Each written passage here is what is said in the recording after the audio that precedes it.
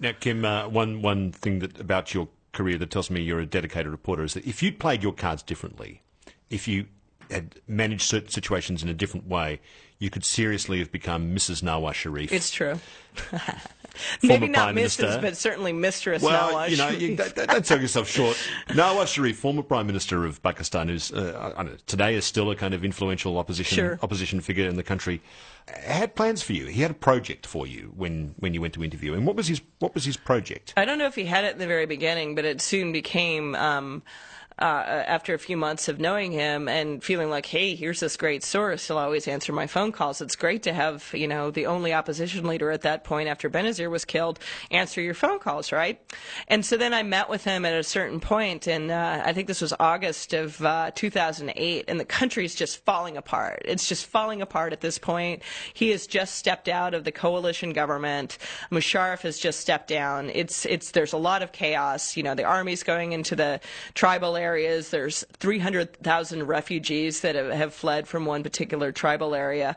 And he then proceeds to ask me if I had a friend during our interview. A friend? A friend. A friend? Yeah. And you said, what kind of friend? No, I said, I have a lot of friends. I had no idea what he was talking about, and he said, no, I mean a friend. And I said, do you mean like a special friend, like a boyfriend, Nawaz Sharif? And he said, yeah, and I just thought, I got to see where this goes, because it's just, it's absurd that, a former prime minister is asking a foreign journalist this. Yeah, if he thinks this is okay, what does he do to the women of his own country, right? Now, he's a rich and powerful guy, but he's no Imran Khan, is he? He's not. He's no Imran Khan. No, he's not a particularly attractive man. No.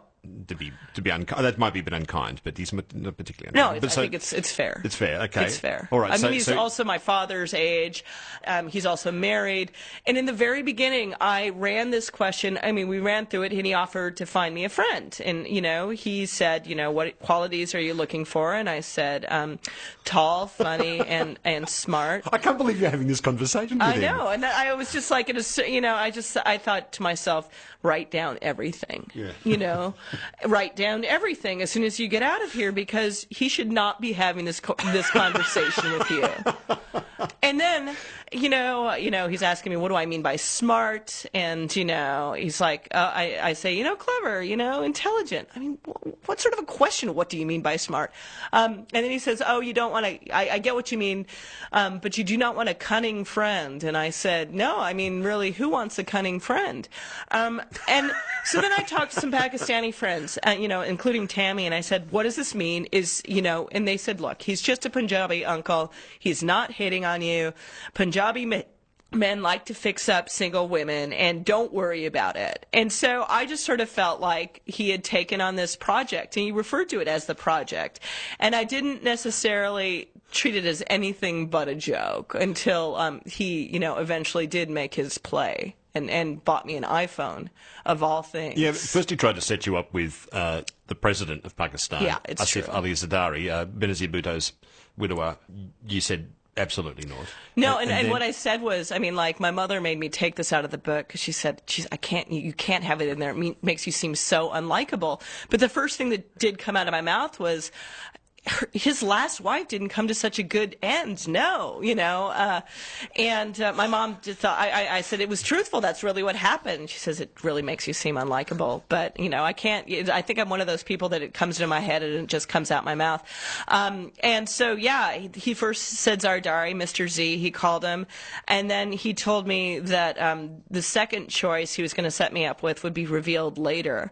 And at this point, I told my bosses, I cannot see Nawaz Sharif anymore. You can't make me see him because it's just getting too creepy. And, of course, then the Mumbai attacks happened, and then I had to go see him again, and they said, go see Nawaz Sharif. Of course, he's the most powerful politician in the state of Punjab, or the province of Punjab, and we knew that one of the only surviving bomber in Mumbai came from Punjab, from a town called Faridkot. And there was all these different Faridkots in Pakistan, and anyone you went to, they told us, no, this is not the Fareed coat you're looking for. I knew Nawaz Sharif would know which one it was. So I went to go see him. I took my translator in with me because I figured that would give me some level of protection. He told us the right Fareed coat. We knew where we needed to go. He, answered my questions about the bombing, but he kept looking at my poor translator, and my poor translator was just sitting there just mortified. Here he is with a former prime minister of Pakistan, and who doesn't want him there because he's not performing a function. It's not like he's translating. Nawaz Sharif speaks perfectly fine English. He's just essentially serving as my bodyguard.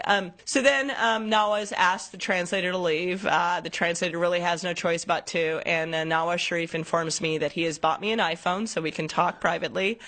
And I tell him I cannot take it, and we go back and forth on this for a while, and then he finally reveals himself. He says, he gives me a line that I honestly do think should become a line used in bars across the world, which is, I know I'm not as tall as you want, I'm not as fit as you want, I'm fat and I'm old, but I'd still like to be your friend. And yet, despite that killer line, you gave him the knockback. I said, absolutely not. Absolutely not. Absolutely not.